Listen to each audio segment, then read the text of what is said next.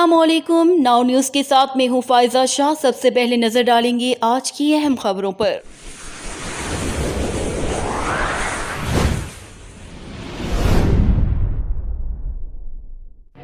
गुजरांवाला से साजिद अली की रिपोर्ट के मुताबिक तहसील बार के कामयाब होने वाले सदर फलक शेर विनिंग और जनरल सेक्रेटरी राना जियाउल्लाह को मुबारकबाद देने के लिए आने वालों का सिलसिला जारी।